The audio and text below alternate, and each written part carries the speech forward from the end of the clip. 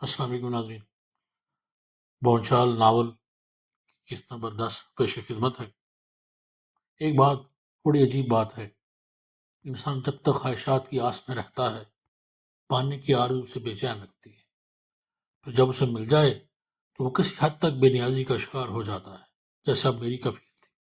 جن حالات کا شکار ہو گیا تھا اس کے بعد اپنی طرف تو توجہ کا تصور ہی لٹ گیا تھا، بس موت کا خوف تھا جو دل کو بے ترتیبی سے درکاتا رہتا تھا۔ پھر موت کے بطن سے زندگی نے جنم لیا اور آنکھیں چلی گئی، دنیا تاریک ہو گئی۔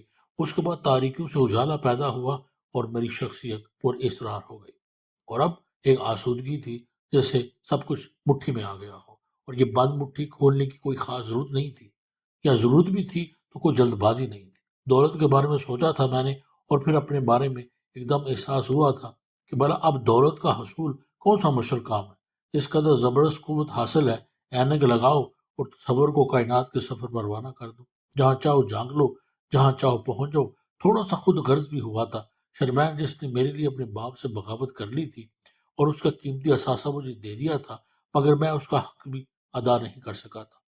اس مردود نے مجھے میری آنکھیں چھین کر میری دنیا تاریک کر دی تھی، اس کے بعد اس کی غلامی کے علاوہ میری زندگی میں اور کیا رہ جاتا۔ بہرحال اس شاندار ہوٹل کے اس کمرے میں زندگی کے بوجھ سے رموز سے آگاہی ہو گئی تھی، اور بہت کچھ سوچ رہا تھا۔ سب سے پہلے میں نے اپنے تصور کا تجزیہ کیا۔ اینک لگا کر میں ہر شے کے بارے میں سوچ سکتا ہوں، میری سوچ کی رینج کیا ہے، سوچ کے عمل میں میری جسمانی مداخلت کی کیا حیثیت ہے، کیا اپنی سوچ کے درمیان میں کوئی جسمانی عمل بھی کر سکتا ہوں۔ اور پھر مجھے عجیب و غریب کشافات کا سامنا کرنا پڑا۔ پرانے وجود کو تصور کی حد میں تحلیل کر سکتا تھا، خود کو تصور کے وجود میں بدل کر کوئی بھی بدن اپنا سکتا تھا۔ یہ نیا تجربہ تھا، اس کے لیے تجربہ کرنا ضروری تھا، مجھے اس کا تجربہ کرنا چاہیے، یہ ایک دلچسپ تجربہ ہونا چاہیے۔ چنانچہ میں نے اینک لگا لی اور پھر میں تصور کی سڑک پر نکل آیا۔ زندگی میرے سامنے رواں دواں تھی، سب کچھ وہی تھا جو آنکھوں کے سامنے ہوتا ہے، کہیں کوئی تبدیلی نہیں تھی۔ مجھے اپنا وزنی خیالی بدن محسوس ہو رہا تھا جس میں کوئی بھی شکل دے سکتا تھا۔ یہ 100% میری دریافت تھی۔ میں سوچ کی سڑک پر سفر کرتا رہا، وہ حادثہ میرے سامنے ہی ہوا تھا۔ ایک کار تھی جو ایک نوجوان کو ٹکر مارتی چلی گئی تھی۔ نوجوان اچھل کر زمین پر گرا تھا اور اس کو منہ سے ہائی کی آواز نکلی تھی، اور بس اس کے بعد ساری کہانی ختم ہو گئی تھی۔ میں دوڑتا ہوا اس کے پاس پہنچا، لوگ بھی آس پاس سے آگے تھے اور چیخ رہے تھے۔ کار کا نمبر نوٹ کیا، نہیں، نکل گیا کامبخت۔ اسے تو دیکھو، بظاہر تو کوئی چوٹ نظر نہیں آ رہی، غالباً صدمے سے بے ہوش ہو گیا ہے۔ ہسپتال لے چلو، وہ سامنے ہی تو اسپتال ہے۔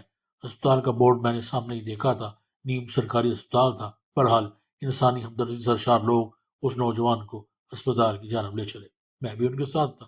نوجوان اچھی خاصی شکل و صورت کا مالک تھا اور بے ہوش نظر آ رہا تھا، لیکن اس کے بعد کچھ اور ہی واقعہ ہوا۔ کچھ ڈاکٹروں سے دیکھا اور تشویش کا شکار ہو گئے۔ پھر ان میں سے ایک نے سسراتی آواز میں کہا، یہ مر چکا ہے۔ میرے دل کو شدید جھٹکا لگا تھا۔ جو کچھ میرے سامنے ہوا تھا، اور نہ جانے کیوں اس نوجوان سے کوئی رشتہ نہ ہونے کے باوجود میرے دل میں اس کے لیے ایک عجیب سی ہمدردی پیدا ہو گئی تھی۔ ڈاکٹر آپس میں گفتگو کر رہے تھے، نوجوان کے لباس کی تلاشی لی گئی تو ایک تعارفی خط ملا جس میں کسی نے اس کی نوکری کے لیے اپنے کسی دوست کو رکھا دیا تھا۔ اس نے خوش قسمتی سے اپنا فون نمبر بھی لکھ دیا تھا۔ ڈاکٹروں نے اس نمبر پر کوشش کی کیونکہ اس کے علاوہ نوجوان کے پاس کوئی اور نشانی نہیں ملی تھی۔ یہ نمبر کسی حاجی ابراہیم بیگ کا تھا۔ جس ڈاکٹر نے حاجی ابراہیم بیگ سے رابطہ کیا تھا اس نے کہا، حاجی ابراہیم بیگ سے بات کرنی ہے۔ ہاں، میں بول رہا ہوں ابراہیم صاحب، میں ہسپتال سے ڈاکٹر احسان بول رہا ہوں۔ آپ نے اس مہینے کی 2 تاریخ کو کسی نوجوان لڑکے کو اپنے دوست فرقان حیدر کے لیے ایک سفارشی خط دیا تھا جو ملازمت کے لیے تھا۔ ہاں، مجھے یاد آیا، جمیل تھا اس نوجوان کا نام۔ میں براہ راست اسے نہیں جانتا تھا، خود میرے ایک دوست نے مجھے اس کے لیے کہا تھا اور میں نے وہ سفارشی خط دے دیا، لیکن افسوس جن لوگوں کے نام و خط دیا تھا انہوں نے اپنا کاروبار بند کر دیا۔ یہ سب کچھ کیوں پوچھ رہے ہیں؟ اس نوجوان کے گھر کا پتہ معلوم ہے آپ کو؟ میں آپ کو بتا چکا ہوں کہ میں ہسپتال سے بول رہا ہوں۔ میں بتاتا ہوں، دوسری طرف سے کہا گیا۔ پھر تھوڑی دیر کے بعد ڈاکٹر احسان نے پتہ نوٹ کر لیا۔ پتہ میں نے بھی اپنے ذہن میں رکھا تھا۔ ڈاکٹر احسان نے کہا، آپ ٹیلی فون نمبر کے بارے میں کچھ کہا نہیں جا سکتا۔ ویسے نوجوان جس شکل نظر آ رہا ہے اس کے بعد یہ سوچنا کہ اس کے گھر میں ٹیلی فون نہیں ہوگا عقل سے دور نظر آتا ہے۔ کسی وارڈ بوائے کو بھیجا جائے۔ جس وارڈ بوائے کو اس کام کے لیے تیار کیا گیا تھا اس کے ساتھ ساتھ چل پڑا۔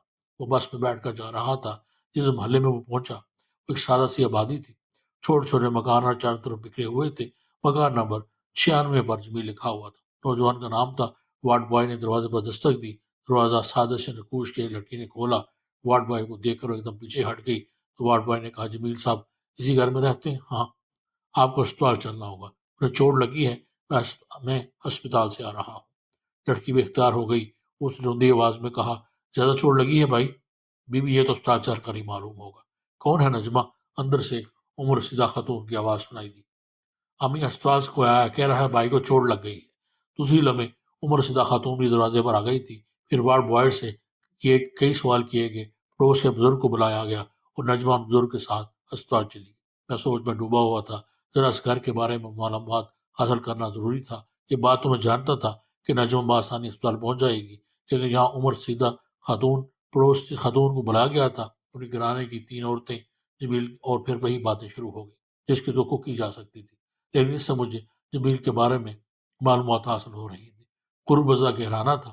جمیل 2.5 سال سے بے روزگار تھا، نوکری نہیں مل رہی تھی اور ماں اور بہن کی کفالت کے لیے اب اس کے پاس کچھ بھی نہیں تھا۔ غربت و افلاس زندگی کے ساتھی بنے ہوئے تھے۔ غم کی ایک کہانی تھی جو ان لوگوں سے وابستہ تھی۔ ماں دونوں ہاتھوں سے سینہ پکڑے ہوئے صرف ایک ہی دعا کر رہی تھی، الہی میرے بچے کو زندگی دے دے، اسے تندرست کر دے۔ بہت عرصہ کے بعد ایک ماں کو بلکتے ہوئے دیکھا تھا۔ میں تو خود بھی ماں باپ سے بچھڑا ہوا تھا۔ ایک ماں کی آہوزاری میری آنکھوں میں آنسو کی نمی لے آئی اور میری آنکھوں سے نامحسوس آنسو ٹپک پڑے۔ مجھے احساس ہوا کہ روح کا بھی ایک جسم ہوتا ہے، ایک علیحدہ جسم جو احساس سے عاری نہیں ہوتا۔ اس میں غم ہوتا ہے، زندگی ہوتی ہے، ہر طرح کا احساس ہوتا ہے۔ میں جانتا تھا کہ ابھی تھوڑی دیر کے بعد اس بوڑھی عورت پر غم کے پہاڑ ٹوٹنے والے ہیں، اور یہ ہو گیا۔ تھوڑی دیر کے بعد وہی بزرگ جو نجمہ ساتھ گئے تھے واپس آئے اور بہرحال انہیں یہ اطلاع دی کہ حادثے میں جمیل زندہ نہیں رہ سکا۔ وہاں پر سکتہ طاری ہو گیا تھا۔ عورتیں بہن کرنے لگیں۔ بہرحال یہ سب کچھ ایسا تھا کہ میں اسے چھوڑ کر واپس نہیں آ سکا۔ میرا دل بھی بری طرح دکھ رہا تھا۔ انسان کسی بھی عالم میں ہو، بہرحال انسانی دکھ ہوتے متاثر ہوتا ہی ہے۔ محلے کے افراد اسپتال پہنچ گئے۔ نجمہ کو وہاں سے واپس لایا گیا۔ لاش ابھی تک نہیں ملی تھی۔ ضروری کارروائیاں ہو رہی تھیں۔ اس وقت دن کے تقریباً 2:45 بجے تھے جب لاش اسپتال سے آئی۔ پڑوسی شدید غم کا شکار تھے۔ میں نے اس وقت ایک ماں کو دیکھا جو حسرت، جو کیفیت مجھے اس کے چہرے پر نظر آئی، اس نے مجھے دیوانہ کر دیا۔ ماضی کی نہ جانے کون سی یادیں ایک دم ذہن میں زندہ ہو گئیں اور پھر میں دماغ میں تاریکی پھیل گئی۔ نجمہ کی چیخیں آسمان کو چھو رہی تھی اور میں اکثر عالم میں اس کی لاش کو دیکھ رہا تھا۔ دفعتاً میرے ذہن میں ایک عجیب سی کلبلاہٹ کا احساس ابھرا۔ یہ احساس خیال کی شکل اختیار کر گیا۔ ایک کام میں کر سکتا تھا، یہ کام میں بخوبی کر سکتا ہوں۔ واقعی اس وقت میں یہ کام آسانی سے کر سکتا ہوں اور مجھے یہ کرنا چاہیے۔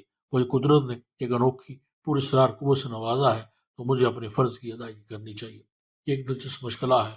یہ تو ایک ایسا عمل ہے جیسے کر کے بہت کو سکون بخشا جا سکتا ہے اور خود سکون حاصل کر سکتا ہوں۔ بس ایک لمحے کے اندر میں نے فیصلہ کر لیا، مجھے یہی عمل کرنا چاہیے۔ لوگ جمیل کی لاش کے جمع تھے۔ ہر طرف ایک کرسی پر عمر رسیدہ خاتون بیٹھی ہوئی تھی۔ نجیمہ درد بھرے انداز میں کہہ رہی تھی، بھائی وعدہ خلافی کا ڈھانی۔ کہتے تھے نجمہ میں جھوٹ نہیں بولتا، آخر بولنا چھوڑا۔ دیکھو ہمیں بے آسرا چھوڑ کر چلے گئے، یہ اچھا تو نہیں کیا۔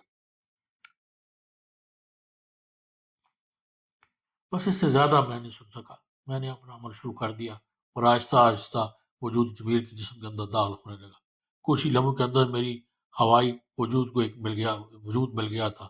تو یوں لگ رہا تھا جیسے میں ایک بند کمرے میں آ گیا ہوں۔ یہ کمرہ چاروں طرف سے بند تھا اور اب اس کے بعد مجھے وہ کرنا تھا جس سے کسی کو کوئی غلط احساس نہ ہو سکے۔ چنانچہ میں نے کروٹ بدلی اور بے شمار خواتین جو رو پیٹ رہی تھی اچانک ہی وہاں سے ہاتھ سے بھاگ پڑی۔ ایک عجیب سی بھگدڑ مچ گئی۔ طرح طرح کی باتیں کی جا رہی تھی۔ دیکھو وہ ہل رہا ہے، ارے قسم لے لو اس نے منہ سے آواز نکالی ہے۔ تو مری کیوں جا رہی ہو، ذرا بتاؤ مولوی صاحب کو۔ جتنے منہ اتنی باتیں، لیکن سچی محبتوں کا اندازہ ذرا مختلف ہوتا ہے۔ جب آگے بڑھی اور مجھ سے لپٹ گئی، بھائی تم زندہ ہو، بھائی اللہ نے ہم پر کرم کر دیا، بھائی سن لی ہماری۔ ماں کی دل دو چیخیں بھی سنائی دی اور مجھ پر جبڑ پڑی۔ میں اٹھ کر بیٹھ گیا۔ میں نے مسکراتے ہوئے کہا، کیا سمجھ لیا تھا آپ لوگوں نے؟ یہ سب لوگ یہاں کیوں جمع ہیں؟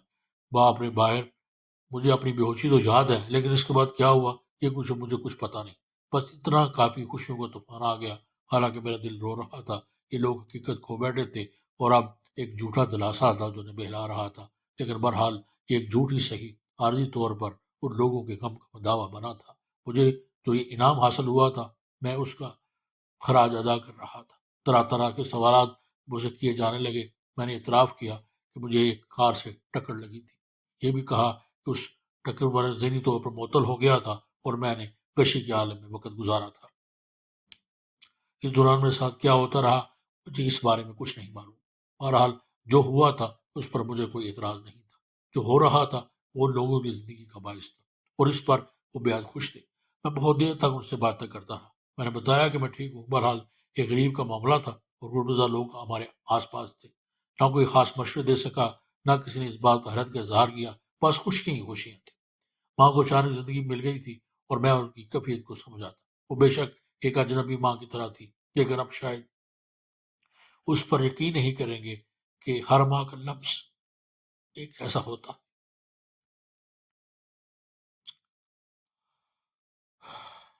اور ہر ماں اپنے ایک مقام رکھتی ہے۔ غرض یہ اس طرح سے وقت گزرتا رہا۔ پڑوسی بہت دیر تک خوشیوں کے ساتھ رہے اور اس کے بعد چلے۔ ماں اور بہن مجھے لپٹائے ہوئے بیٹھی تھی اور میں اپنے جذبات کا اظہار کر رہا تھا۔ کہانی آپ کو سناتے سناتے میری آنکھوں میں بھی آنسو آ گئے ہیں، لہذا اس کو یہیں پہ روکتے ہیں اس قسط کو۔ انشاءاللہ پھر آگے چلیں گے اگلی قسط میں۔ تب تک اجازت دیجیے۔ اللہ حافظ۔